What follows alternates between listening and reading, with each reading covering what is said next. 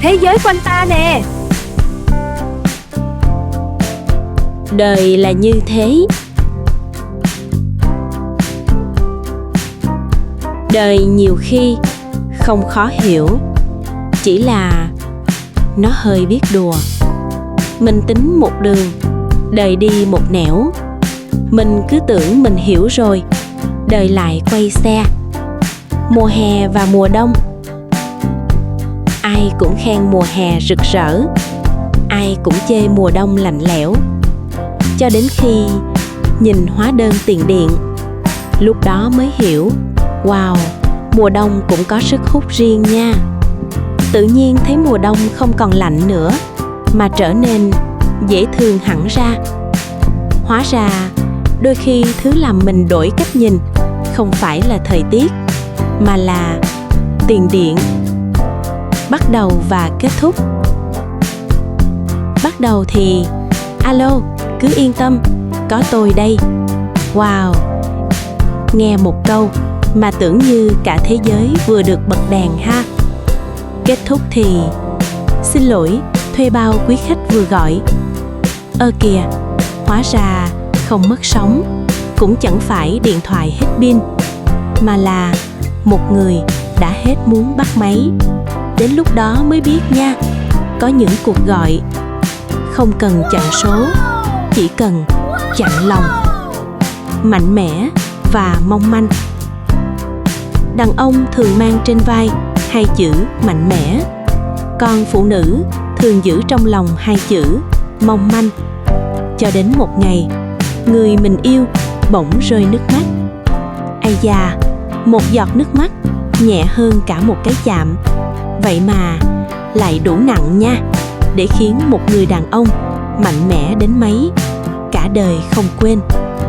Rồi mới thấy có những thứ không cần sức mạnh để đánh gục một người đàn ông, chỉ cần một giọt nước mắt của người mình yêu thôi. Thế mới biết, nghe nhẹ nhàng mà sức nặng chẳng nhẹ chút nào. Mong manh đôi khi không phải là yếu đuối, mà là thứ mạnh nhất mà người ta không thể đỡ nha. Trưởng thành và ngây thơ. Người ta vẫn nghĩ trưởng thành là biết nhiều hơn, biết nhìn người, biết giữ mình, biết đường nào nên đi. Cho đến khi gặp đúng một người, tự nhiên bao nhiêu kinh nghiệm đều đồng loạt xin phép nghỉ luôn. Biết người ta có thể làm mình đau, vẫn tin. Biết yêu có thể kết thúc, vẫn yêu.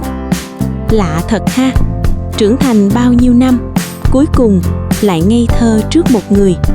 Hóa ra người ta không ngây thơ vì không biết gì ha, mà vì biết rất rõ, vẫn muốn tin.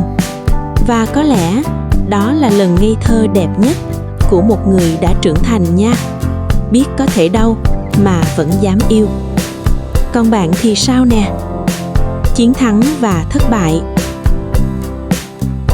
Chiến thắng, ai cũng muốn được một lần chạm tay vào.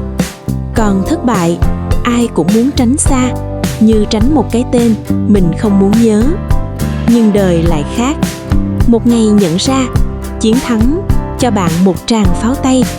Thất bại cho bạn biết ai là người vỗ tay thật lòng. Nghe thì hơi đau nha, nhưng cứ nghĩ kỹ mới thấy có những lần thắng cho bạn thêm khán giả, còn một lần thua lại giúp bạn biết giữ lại được khán giả khi tiếng vỗ tay đã tắt.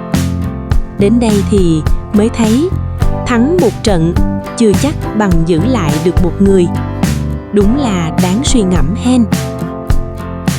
Cảm ơn cả nhà đã xem cùng Hoa Nắng. Hẹn gặp lại ở những hành trình thú vị tiếp theo. Bye bye! Nhớ đăng ký kênh để ủng hộ Hoa Nắng nhé!